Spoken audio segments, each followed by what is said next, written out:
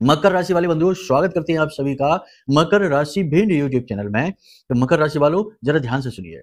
भूल कर भी, गलती से भी किसी को मत दे देना अपनी ये एक चीज। जी हाँ बंधुओं, इस एक चीज को इस समय और काल पर, यानी आने वाले 5 से 7 दिनों में यदि आपने किसी को दे दिया तो आप अपना सौभाग्य तो उसे दे देंगे और उसका दुर्भाग्य आप अपने जीवन में खींच कर ले आएंगे। जी हाँ बंधुओं, जाने में या अनजाने में गलती यदि आप करते हैं तो उसकी कीमत आपको चुकानी ही पड़ती है। और ये कोई इस बार की आज की कहानी नहीं है। पिछले समय और काल को आप देख लीजिए, चाहे कोई और ऐसा होगा जो गलती करके बच के निकल जाएगा, लेकिन आपके यहाँ तो यदि कोई छोटी से छोटी गलती भी किसी भी प्रकार की हुई हो, बचपन से लेके आज तक की स्थिति आप देख लीजिए, आपको उसकी कीमत चुकानी ही पड़ी है।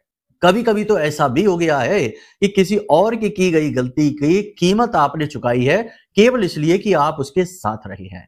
जी हाँ बंधुओं, ये आपके जीवन भर की कहानी है। हम आपके राशि को, आपके स्वभाव को अच्छी तरह से जानते हैं, तभी ये बात हम आपको बता रहे हैं। इसीलिए हम आपसे कह रहे हैं कि ये जो समय काल है, जो ग्रह स्थितियां हैं, जिस प्रकार की अनुकूलताएं और प्रतिकूलताएं हैं, इस समय और काल पर इस एक चीज का लेना देना, यानी किसी को देना और किसी से लेना, दोनों ही आपके लिए भयंकर अवरोध कारक होंगे। आपके जीवन में स्तंभन का कार्य करेंगे, हर एक गति को धीमा कर देंगे, हर काम को बनते बनते बिगाड़ देंगे, हर प्रकार से आपको चारों तरफ से बांध देंगे। इसी को बंधन हो जाना कहते हैं। बंधन कई प्रकार के होते हैं बंधुओं। अगर आपके पास खूब पैसा आता है और आप बस दिन में 2-4 बार यही कहिए कि अब तो खूब पैसा आ रहा है, कोई टेंशन नहीं, खूब पैसा आ रहा है, कोई टेंशन नहीं, 2-4 दिन ही कह पाएंगे, उसके बाद फिर आप कहने लायक नहीं बचेंगे, क्योंकि पैसा जैसे आ रहा था वैसे ही रुक भी जाएगा। इसे स्वबंधन क्रिया कहती है, यानी खुद की लक्ष्मी का बंधन कर देना। बहुत सारी चीजें हैं। तो कहने का मतलब यह है कि आपको इन चीजों को समझना होगा। कौन सी है वो ग्रह स्थितियां जिनमें चीजों का लेन देन नहीं करना चाहिए। साथ ही हम आपकी कुंडली खुलवाएंगे आपसे। आप अपनी कुंडली को देखिए, आपकी कुंडली में लग्न का जो मालिक है, लग्न में जो राशि बैठी है, उससे जुड़ी हुई चीजों का लेन देन कभी नहीं करना चाहिए। कारण है इसका कि वो आप स्वयं है। लग्न मतलब आप स्वयं, वो स्व का भाव है। आपकी अपनी व्यक्तिगत ऊर्जाएं हैं, आपकी व्यक्तिगत सोच विचार, आपका शरीर, आपका मन, आपका स्वभाव, सब कुछ है। अब यदि आप उससे जुड़ी हुई चीजों को किसी को यूं ही दे देंगे तो कहने का मतलब यह है कि आप अपनी पॉजिटिव एनर्जी को किसी और को देंगे। जी हाँ, ये बहुत गहरा प्रश्न है, बहुत बड़ी बात है जो हम आपको बताने जा रहे हैं। कोई आपको बताएगा नहीं, आप इसे जीवन में एक बार उतार कर देखना, इसका प्रभाव आप अपने जीवन में खुद महसूस करेंगे। जी हाँ, और होता अक्सर यह है कि जिस चीज के लिए मना किया जाए, जिस चीज के लिए निषेध हो, मन उसी चीज के लिए मचलता है। ये इंसानी स्वभाव है, जाने में या अनजाने में। जी हाँ बंधुओं, तो अब डरने की कोई बात नहीं है। हम आपको आपकी कुंडली के आधार पर बता देंगे कि किन चीजों का आपको लेन देन नहीं करना है। फिलहाल इस समय और काल के अनुसार इस एक चीज के विषय में बताएंगे। 4 बड़ी भविष्यवाणियां भी करेंगे जो आने वाले 3 से 5 दिनों में आपके जीवन में घटित होंगी। 70 से 80% तो सटीक रहेगी, कुछ परसेंट यदि नहीं होती है तो समझ लो वो किसी अन्य भाई बंधु के लिए है। आखिर यह फलकथन राशि अनुसार है, आपकी कुंडली हमने नहीं देखी है। अब यदि विशेष तौर पर अपने ही बारे में जानना है, अपने जीवन की बाधाएं, परेशानियां और कष्ट से मुक्ति के मार्ग चाहिए, सही मार्गदर्शन चाहिए, तो अपनी कुंडली आपको दिखानी होगी। इसके लिए नंबर वीडियो में है, इन पर आप फोन करिए, अपनी कुंडली का श्रेष्ठतम विश्लेषण करा लीजिए हमारे द्वारा, और हम आपको आपकी कुंडली के दोष परेशानी के बारे में बताएंगे और उसकी सटीक उपाय समाधान आपको दे देंगे और कुछ दिनों में आपका कायाकल्प हो जाएगा। जी हाँ, कार्यक्रम के अंत में हम आपको बताएंगे एक ऐसी क्रिया जो आपको जरूर करनी चाहिए, आपकी राशि के जातकों को अवश्य करनी चाहिए, हर हाल में करनी चाहिए। हालांकि इस क्रिया के विषय में हमने पहले भी आपको बताया है, लेकिन आपने इसे ध्यान से नहीं सुना, ना ही समझा। लेकिन अब हम आपको बताने जा रहे हैं, इसे आप जरूर ध्यान से समझना। इसे हम आपको कार्यक्रम के अंत में बताएंगे, यह सबसे महत्वपूर्ण है। इसे आपको जरूर समझ लेना है, देख लेना है, वरना आप धोखा खाते ही रहेंगे, चोट खाते ही रहेंगे और हमेशा अपने आप को फंसा हुआ महसूस करते ही रहेंगे। जी हाँ, तो उम्मीद करते हैं सारी बातें आप समझ रहे हैं। कार्यक्रम में अंत तक जरूर ठहरेंगे, ठहरना ही होगा, क्योंकि ये कार्यक्रम आपका उद्धारक है। कहने का मतलब यह है कि जहां से बाधाएं हटती हैं वहीं से उद्धार शुरू होते हैं, बदलाव शुरू होते हैं। वही कार्य ये कार्यक्रम करने वाला है, तो आपको अंत तक ठहरना ही होगा। माई का जयकारा लगाओ, मन में भाव पैदा करो, लिखो कमेंट में जय मां भद्रकाली कृपा करो। महामाई निश्चित तौर पर आपके ऊपर कृपा करेंगी, आशीर्वाद करेंगी और कर ही दिया है, तभी आप इस कार्यक्रम को देख रहे हैं। बदलाव भी आप महसूस करेंगे अगर आप हमारे कार्यक्रमों को ज्यादा नहीं केवल 1 हफ्ते तक देख लीजिए। उसके बाद जो हम बोलते हैं उन बातों को जीवन में उतारना शुरू करिए। गारंटी के साथ 100% कहते हैं कि आपको पॉजिटिव रिजल्ट मिलने शुरू हो जाएंगे। तो ये वादा हम कर रहे हैं, दावा हम कर रहे हैं और इसलिए कर रहे हैं क्योंकि हम जो बातें कहते हैं, ज्ञान बताते हैं, जो चीजें आपको समझाते हैं, वे पूर्ण रूप से प्रमाणित हैं। आपको ही नहीं, आपसे पहले हजारों लोगों पर आजमाई हुई हैं, इसलिए वे बातें हम जानते हैं कि वे काम करती हैं। ठीक है, तो बस कहने का मतलब यह है कि आप कार्यक्रम को जरूर पूरे चित्त के साथ ठंडे दिमाग से देखा करिए। अब यदि माई के लिए भाव मन में और गहरा है तो कमेंट बॉक्स में लिख डालिए कि मैं भी माई के परिवार का हिस्सा हूं।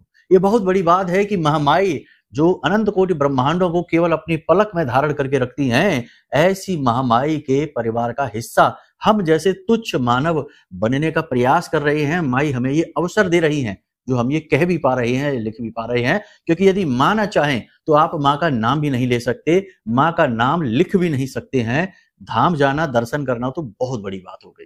ठीक है ना, विचार ही ऐसे हो जाएंगे कि मन ही नहीं करेगा। कई चीजें होती हैं, विस्तार में नहीं जाना है, समझिए आप, ये बहुत बड़ी बात है, बहुत बड़ी विचारधारा है और इसी से उद्धार होता है। तो चलिए बंधु, अब अपने मूल विषय को शुरू करते हैं, ध्यान से सुनिए। प्यारे मित्रों, हमारे अत्यंत प्रिय और परम पूज्य अमिताचार्य जी के पास माँ बगलामुखी और माँ भद्रकाली की साधनाओं का वर्षों का अनुभव है और माता रानी की इनके ऊपर पूर्ण कृपा और सिद्धि है।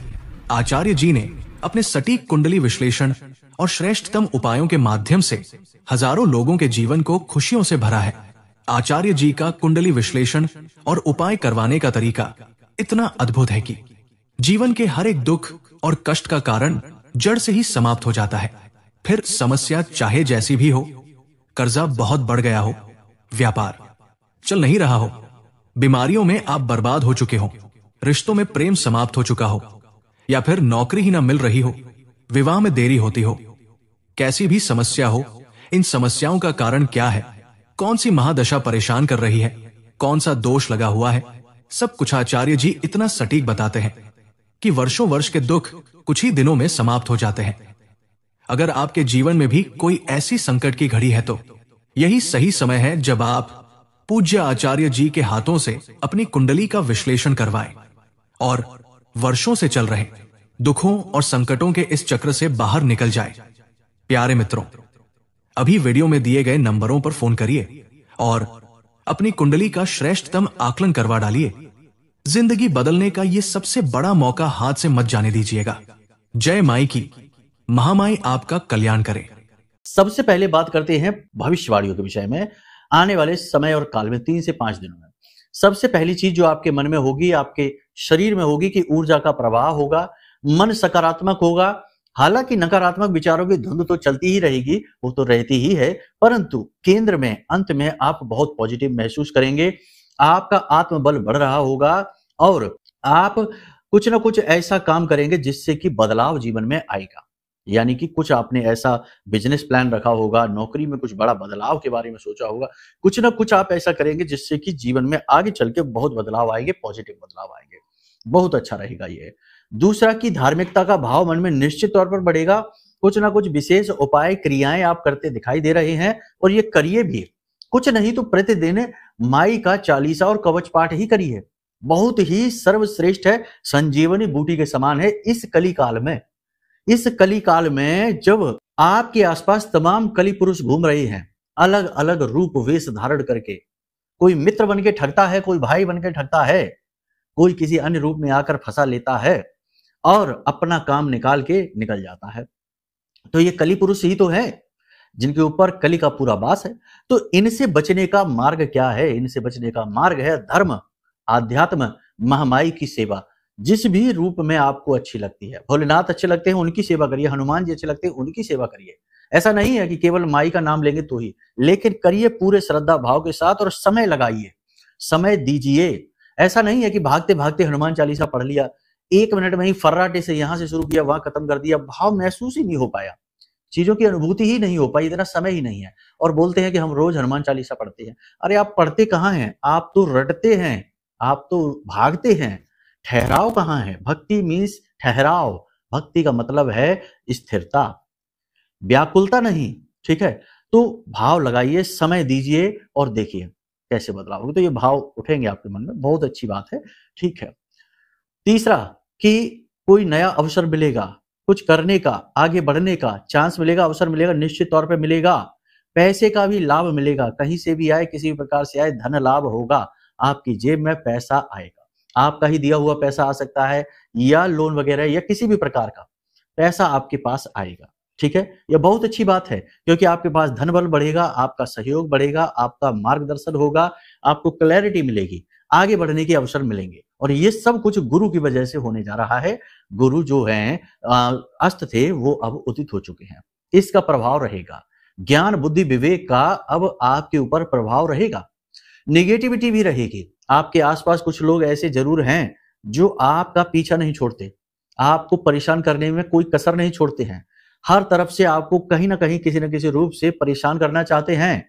कुछ नहीं तो बातों से ही उकसाएंगे, कुछ नहीं तो ऐसा बोलेंगे जिससे आपका मन दुखी हो जाए, परेशान हो जाए। और कुछ नहीं कर सकते तो आपकी कोई पुरानी भूली बिसरी गलती को उखाड़ देंगे और उस गलती को लेकर बैठ जाएंगे और आपका मन खराब कर देंगे।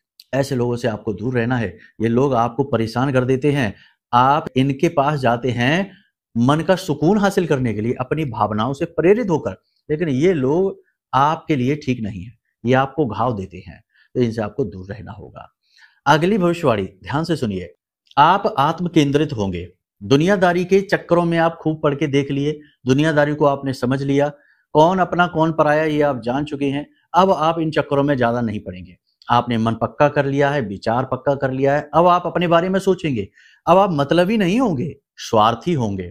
स्वार्थी होने और मतलबी होने में बहुत ज्यादा फर्क है।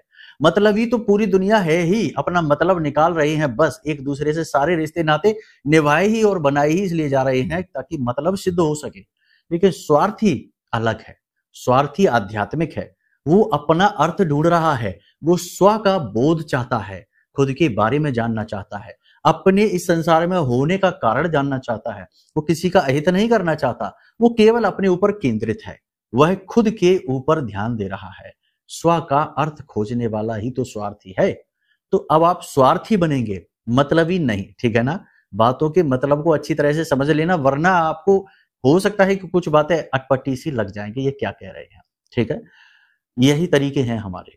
ठीक है, जो आपके शुभ में चिंतित हो जाएं, ऐसे शुभ चिंतकों से दूर रहिए। ठीक है, जो आपका शुभ करने के लिए चिंतित रहें, ऐसे शुभ चिंतकों के पास जाइए। तो ये विधियां हैं जीवन को जीने की, संस्कार है। इसी तरीके से तो जीवन में इंसान सदगति को प्राप्त करता है। ठीक है, तो अब सबसे बड़ी बात, सावधानी भी अत्यंत अनिवार्य है। बिना सोचे समझे इन्वेस्ट नहीं, जल्दबाजी में कोई कार्य नहीं, सेहत को लेकर कोई लापरवाही नहीं और किसी पर भी अंधविश्वास नहीं। ठीक है, किसी के सामने अपने दिल के राज नहीं खोलना है, अपनी बातें किसी को नहीं बताना है, पैसे का लेन देन हेर फेर जो भी कुछ चल रहा है किसी को उसकी भनक नहीं लगने देनी है। अपने पैसे के मालिक खुद बनिए, किसी और के माध्यम से पैसे का लेन देन ना कराइए। कागज डॉक्यूमेंट साइन करते समय बहुत ही अलर्ट रहिए, धोखाधड़ी हो सकती है, और काले रंग का पेन का इस्तेमाल ना करिए। और जरूरी महत्वपूर्ण कार्य करने से पहले राहु काल को जरूर देख लीजिए। दिन में 1.5 घंटे का समय राहु काल का होता है, यदि राहु काल चल रहा है उस समय पर कोई भी महत्वपूर्ण कार्य न करिए, सर्वोत्तम रहेगा। किसी के साथ बहसबाजी में न पड़िए, खास तौर से उच्च अधिकारियों की बात काटने की कोशिश न करिए, उनके साथ सहमति ही रखिए। धीरे धीरे अपने गुणों, अपने काम, अपनी मेहनत से अपने मान सम्मान को आप खुद ही प्राप्त कर लेंगे। उनकी बात काटकर अपनी तर्कशीलता को दिखाने में कोई फायदा नहीं है, आपको नुकसान हो जाएगा। ठीक है, कोई नई दुकान, कोई नया बिजनेस, व्यापार की शुरुआत करना चाहते हैं तो कर लीजिए, ये अच्छा समय है, इस समय पर आपको लाभ होंगे। लेकिन कोई भी नया बड़ा कार्य करने से पहले कुंडली जरूर दिखवा लेना। होता यह है कि लोग काम शुरू कर लेते हैं, घाटा हो जाता है, बाद में कुंडली दिखाते हैं कि क्या बात है, लेकिन फिर क्या फायदा। अब पछताए होत का जब चिड़िया चुग गई खेत, फिर क्या फायदा, खेत तो चुग ही गया, अब दोबारा कोई खेत लगेगा तब देखा जाएगा। तो ये नहीं करना है। ठीक है ना, उल्टी गंगा नहीं बहानी है। जैसा संस्कार नियम कहते हैं कि पहले ग्रह नक्षत्रों को समझो, पढ़ो, जानो, फिर कोई काम में आगे बढ़ो। ठीक है ना, पहले मार्गदर्शन प्राप्त करो, फिर आगे बढ़ो, तो वो सही विधि है, उसमें बहुत गुंजाइश रहती है कि कामयाबी ही मिलेगी। अन्यथा फिर तो मनमानी अगर आप चलेंगे तो फिर मनमानी ही आपको किस्मत नसीब मिलेगा, जो लिखा है वो मिल ही जाएगा। खैर, अब ध्यान से सुनिए, अब हम आपको बताने जा रहे हैं कौन सी चीजें हैं जो आपको भूलकर भी किसी को देनी नहीं है, दान भी नहीं देनी। मंदिर में दान दे सकते हैं, लेकिन वैसे किसी को नहीं देनी कि लो भाई ले जाओ पहनने के लिए ले लो, ऐसे नहीं, ठीक है। उपहार में भी नहीं देनी। चीजों को उपहार में देने का चलन बहुत पुराना है, कोई नया नहीं है, लेकिन इसमें लोग अक्सर कुछ ऐसा कर देते हैं जिसमें कि अपनी खुशियां दी आती है।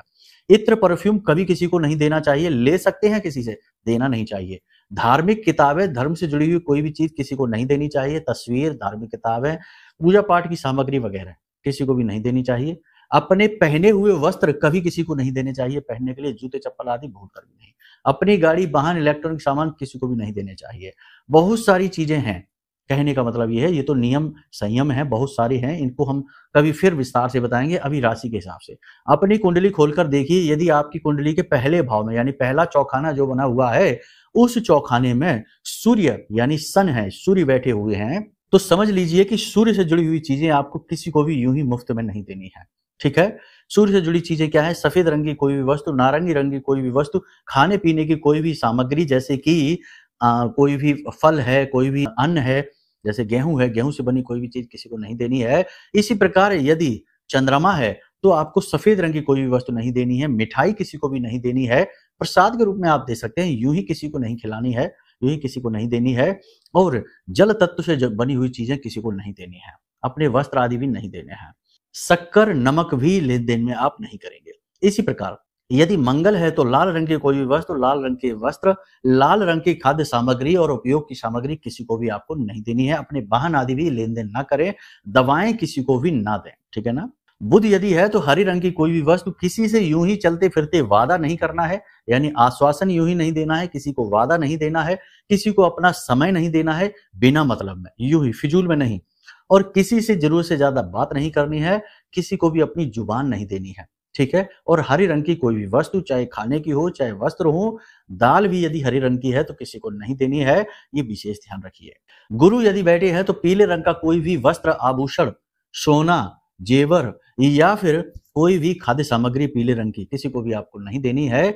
ज्ञान भी मुफ्त में किसी को नहीं देना है, ठीक है ना। आप किसी का भला करने के लिए किसी को कुछ समझाएंगे, कुछ बोलेंगे, लोग उसे लोग उल्टा समझेंगे और आपको ही लांछन लगा बैठेंगे, आपका समय और दिमाग खराब कर देंगे। तो गुरु बैठे हैं तो ये नहीं देना है, ठीक है। शुक्र यदि बैठे हैं तो जेवर किसी को भी नहीं देने हैं, चाहे सोने के हो चाहे चांदी के हो। इत्र परफ्यूम किसी को भी नहीं देने हैं। मीठी सफेद रंग की कोई भी मिठाई किसी को नहीं देनी है। शक्कर किसी को भी नहीं देनी है। चावल किसी को भी नहीं देने हैं। और सफेद रंग की कोई भी सामग्री, कोई भी वस्त्र आदि किसी को भी यूं ही नहीं देने हैं। शनि यदि बैठे हैं तो तेल किसी को भी नहीं देना है, खासतौर से शनिवार के दिन ना तो देना है और ना ही लेना है।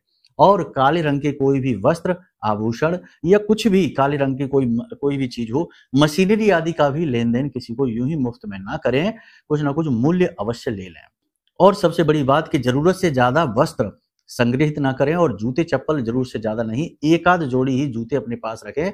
दो दो चार चार पांच पांच जोड़ी जूते रखेंगे आप परेशान हो जाएंगे। राहु या फिर केतु बैठे हैं तो आपको अपने पालतू जानवरों को किसी के यहाँ नहीं भेजना है, किसी को नहीं देना। लोग कर लेते हैं, उसका भी लेन देन कर लेते हैं। इलेक्ट्रॉनिक सामान अपने किसी को भी नहीं देने हैं। और खराब इलेक्ट्रॉनिक सामान अपने घर में अपने पास बिल्कुल भी नहीं रखने, उन्हें तुरंत घर से बाहर निकाल कर फेंकिए या उन्हें सही करा दीजिए। तो ये तो ग्रहों से संबंधित है कि इन चीजों का आपको लेन देन नहीं करना है। लेकिन ये सारी चीजें जो हमने आपको बताई हैं, सारी चीजें आप मंदिर में दान कर सकते हैं। मंदिर में कैसे दान करेंगे? या तो मंदिर के उपयोग के लिए आप दान में दे सकते हैं, या फिर भिखारियों को जो मंदिर के बाहर बैठे होते हैं, आपसे आस लगाकर बैठते हैं, उन्हें आप दे सकते हैं। ये धर्म का काम होगा, पुण्य का काम होगा, इसे आप बड़े आराम से कर सकते हैं, इसमें कोई बाधा नहीं। और एक सबसे बड़ी बात कि दो क्रियाएं हैं जिन्हें हम आपको बता रहे हैं, यदि इन्हें आपने कर लिया तो आपके जो सबसे क्रूर यानी खराब ग्रह जो होते हैं ना, जैसे राहु और केतु की बात की जाए, शनि की भी बात की जाए, तो ये क्रूर ग्रहों की कुदृष्टि, इनकी महादशा अंतरदशा यदि चल रही है, 7.5 अढ़ैया वगैरह चल रही है, ये सबके दोष आपके ऊपर समाप्त होने लगते हैं, कमजोर होने लगते हैं। करना क्या है? ध्यान से समझिए, दो कार्य आपको बता रहे हैं, ध्यान से समझ लेना, करके एक बार जरूर देख लेना, फिर इनके प्रभाव बताना, ठीक है। एक एक बार की जाने वाली क्रिया है। सबसे पहला काम तो ये कि आपका जितना भी वजन है, जितना भी आपका वजन है, मान लेते हैं कि आपका वजन 70 किलो है, तो उसका दशांश यानी कि 70 किलो का दशांश 7 किलो हो गया। 90 किलो वजन है तो 9 किलो हो गया, 100 किलो वजन है तो 10 किलो हो गया। यानी कि दशांश कच्चा कोयला आपको लेना है, ठीक है। कच्चा कोयला लेने के बाद आपको उसे तेज बहने वाली नदी, यानी कोई तेज बहने वाली नदी में जाकर उसे जल प्रवाहित कर देना है। ये क्रिया आपको किस प्रकार करनी है, ध्यान से समझिए। ये क्रिया आपको सोमवार के दिन करनी है, पहली चीज। दूसरी चीज कि ये जो कोयला है, इसे आप अपने सिर से उल्टा 7 बार यानी एंटी क्लॉकवाइज उसारेंगे, ठीक है ना। उल्टा, किसी और की मदद भी आप इसमें ले सकते हैं, कोई बुराई नहीं होगी। 7 बार एंटी क्लॉकवाइज उसारेंगे, उसके बाद इसे ले जाकर जल प्रवाहित करेंगे। जल प्रवाहित करते समय भी ऐसा नहीं कि पोटली में रखा है तो पोटली ही फेंक दी, नहीं, पोटली से खोलकर उसमें डालना है कच्चे कोयले को, ठीक है। इस क्रिया को आप करके देखिए। दूसरा, एक घड़ी, दीवाल घड़ी जो होती है, दीवाल पे जो लगी रहती है, टाइम देखते हैं लोग, एक घड़ी मंदिर में जाकर दान करके देखिए। ये भी आप सोमवार के दिन ही करें। सर्वोत्तम क्रियाएं हैं, करके एक बार देखिए, समय बदल जाएगा, रूपरेखाएं आपके जीवन की बदल जाएंगी। जितने भी लोग आज के समय में पीड़ित हैं, परेशान हैं, उनमें अधिकतर सबसे ज्यादा परेशान जो लोग हैं वो राहु की वजह से हैं। और इस समय तो राहु वैसे भी प्रबल है, कुंभ राशि में बैठा हुआ है 1.5 वर्षों के लिए, तो राहु अति प्रबल है, तो कभी भी झटका दे सकता है, कभी भी नुकसान करा सकता है, कभी भी बनती बात को बिगाड़ सकता है। और शनि जो है ना, उनसे तो उम्मीद ही यही की जाती है कि वो काम में रुकावटें जरूर लेकर आएंगे। और याद रखना कि जिनकी 7.5 अढ़ैया महादशा अंतरदशा है, केवल उन पर ही नहीं, शनि का प्रभाव संपूर्ण राशि चक्र पर है, क्योंकि शनि कर्म फलदाता है, न्याय का देवता है, तो वो तो सबके ही कर्मों को देख रहे हैं, केवल उसी का नहीं जिसके राशि स्वामी है उसको ही नहीं, कि मकर और कुंभ को ही देख रहे हैं, नहीं, सबको देख रहे हैं, ठीक है। तो इसलिए इनको भी प्रसन्न। तो ये 2 क्रियाएं, साथ ही एक क्रिया और कि पशुओं को यानी गाय को और कुत्ते को रोटी भोजन जरूर कराया करिए। इनके माध्यम से भी जीवन में सुख समृद्धि को खींचकर लाया जाता है, ठीक है। इन क्रियाओं को आप करके देखिए। अब हम आपको बताने जा रहे हैं उस एक चीज के विषय में जिसके बारे में हमने कार्यक्रम में शुरुआत की थी। वो एक चीज क्या है, ध्यान से सुनिए। आपके घर की लक्ष्मी, पैसा, जी हाँ बंधु, आपका पैसा आने वाले 3 से 5 दिनों में किसी को भी अपना पैसा मत देना। लोग आपके पास आएंगे, मदद मांगने के बहाने से आएंगे, आपसे उधार मांगने आएंगे, आपसे किसी भी प्रकार की सहायता की उम्मीद आस लगाकर आएंगे, लेकिन आपको देना नहीं है। पैसा देते समय उसके चरित्र को, उसके स्वभाव को जरूर देख लेना और उसके पुराने रिकॉर्ड को भी चेक कर लेना, थोड़ी बहुत ही मदद करना, लेकिन अपना पैसा किसी को मत देना। इस वक्त आपको पैसे की बहुत अधिक जरूरत है और आने वाले समय और काल में भी आपको पैसे की बहुत अधिक जरूरत पड़ने वाली है, तो अपना पैसा भूल कर भी किसी को मत देना। दूसरा, कि धर्म से जुड़ी हुई चीजें, खास तौर से कि पूजा पाठ से जुड़ी हुई किताबें, मूर्तियां, फोटो, तस्वीर किसी को भी मत दे देना। ये दोनों चीजें यदि आपने किसी को दे दी तो आपका ज्ञान और आपकी लक्ष्मी दोनों ही चली गई, यानी नारायण लक्ष्मी दोनों ही आपके घर से चले गए। और जब नारायण और लक्ष्मी ही आपके घर से चले गए तो आपके घर में तो भूत वासा हो जाएगा, भूतों का ही वास होगा। फिर आपका उद्धार कैसे होगा, इसके बारे में सोच लेना असंभव है, काम तो बिगड़ेंगे ही। समय और काल की ये मांग है जो हम आपको बता रहे हैं। कम से कम 5 दिन तक तो इन चीजों के लेन देन से बचना, उसके बाद फिर आप कर भी सकते हैं, लेकिन बहुत सारी चीजों का ख्याल रखते हुए, ठीक है। अब यदि आपके जीवन में कोई ऐसी बाधा, कोई ऐसी अड़चन है जो आपको आगे ही नहीं बढ़ने दे रही है, आप अपने विचारों से समस्या का समाधान निकाल ही नहीं पा रहे हैं, तो जरूर कोई बड़ी योग युति, कोई विशेष परिस्थिति है ग्रहों के द्वारा बनी हुई। तमाम तरीके की होती है, नीच भंग है, विपरीत राजयोग है, विष दोष है, तमाम तरीके की चीजें हैं, अच्छी भी है, बुरी भी है। इनके बारे में जानने के लिए कुंडली का विश्लेषण कराना अति अनिवार्य है। तो अब यदि आप कुंडली का विश्लेषण कराना चाहते हैं तो नंबर वीडियो में दिए गए हैं, इन नंबरों पर फोन करिए, सारी जानकारी दे दीजिए। छोटी सी दक्षता के साथ हम आपकी कुंडली का श्रेष्ठतम आकलन करके आपको दे देंगे और आपके जीवन में चल रही परेशानियों का जो श्रेष्ठतम समाधान है वो आपको बता देंगे आपकी कुंडली के अनुसार। उन्हें आप करके देखेंगे, आपको निश्चित लाभ प्राप्त होंगे गारंटी के साथ। जब बाधा ही हट गई तो क्यों नहीं जीवन में समाधान आएंगे। सीधी सी बात है कि जब समस्या का समाधान हो गया, यानी रोग का इलाज हो गया, तो फिर आप निरोगी क्यों नहीं होंगे। तो उम्मीद करते हैं सारी बातें आपने समझ ली हैं। अब इन बातों को अपने जीवन में उतारिए और सबल संभल कर फूंक फूंक कर चलिए, अपने ऊपर ध्यान दीजिए, यही समय की मांग है। चलिए बंधु, आज के इस कार्यक्रम को यहीं पर विराम देते हैं। हमेशा हंसते रहिए, मुस्कुराते रहिए, सकारात्मक रहिए, महामाई पर अपनी आस्था और विश्वास बनाकर रखिए, क्योंकि आपका उद्धार तो वहीं से होना है। तो प्रेम से बोलिए जय माई की। हमारे प्रिय और परम पूज्य आचार्य जी ने अपनी साधनाओं के अनुभवों पर आधारित शक्तिशाली उपाय और क्रियाओं के माध्यम से हजारों लोगों के जीवन को पूरी तरह से बदला है। आचार्य जी के द्वारा बताया गया हर एक उपाय इतना सटीक और कारगर होता है कि जो भी इसे पूरे भाव के साथ कर लेता है उसे साक्षात महामाई की कृपा और आशीर्वाद प्राप्त हो जाती है। इसलिए निसंकोच इन उपायों को पूरे भाव के साथ करिए, आपका कल्याण होगा। जय माई की।